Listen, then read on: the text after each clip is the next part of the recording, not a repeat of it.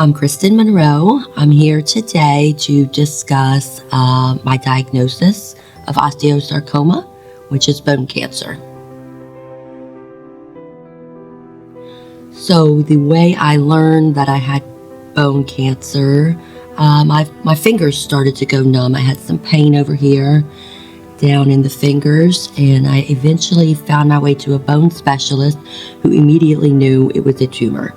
And he sent me directly to Birmingham, Alabama, and we found out it was malignant. So then I very rapidly started treatment the next weekend, I believe, and I was 14. This was in 1992.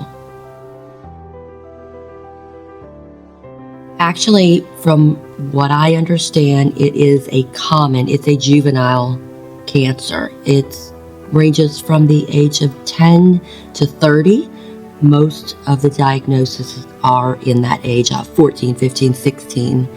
I think it's very rare. Every now and then an adult will have osteosarcoma. I am unaware if it's a genetic disease. I have had my genes tested. I do not have the oncogene or any family history. It's a rare disease. So some of the signs and symptoms, I would say I had numbness in the fingers, and what had happened was the tumor caused a hairline fracture in the shoulder. There was no tumor that you could feel, nothing you could see. It's very common in the shoulder or the knee. That's where it occurs. So I first found a bone specialist, and then of course went to hematology, oncology, and an orthopedic surgeon. Chemotherapy, surgery. Most of the time, in my situation, we did 2 rounds of massive chemotherapy, had surgery, removed the bone, put a titanium rod back here in where the bone would be, and then had 2 more rounds of chemotherapy, and just moved along. So when I was diagnosed, I believe I was stage 2, which was early, thank goodness.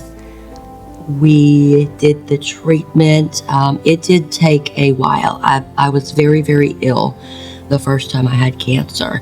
Back then there was not a lot of medication for anti-nausea. I would get thrown into ice baths in the middle of the night. My temperature would spike to 104. Got pretty wild for a while. And then I made my 5 years and was cancer-free.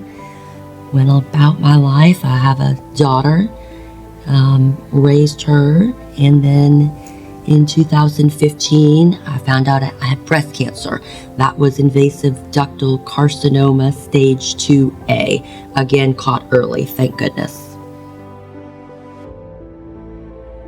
So I would say both of the times that I've gotten cancer, the bone and the breast, I found everything. I tend to be very self-aware. If you think that something is wrong, go get it checked out.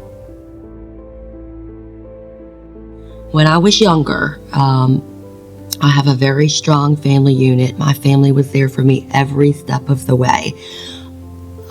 There was one other child patient on the floor with me. He had osteosarcoma in his knee. Most of the support honestly came from the nurses who went above and beyond to do extra things for me. They even visited me at school when I got better and was able to go back to school. I do not know of any organizations back then in 1992, this was 30 years ago. There was not a support group. Like I said, it came from the doctors and the nurses. So when I found Unite, I was class of 2017. It was amazing to be surrounded by other women who understood what I had been through. You can talk about this all day long until you're blue in the face, but nobody really knows what you've been through unless they've been through it too. And I just enjoy it. I'm here to help anyone, answer any questions I can for anybody, a family member. I'm in a Facebook group called Ewing Sarcoma, Soft Tissue Sarcoma, and it's mostly parents asking questions about their children and what to do.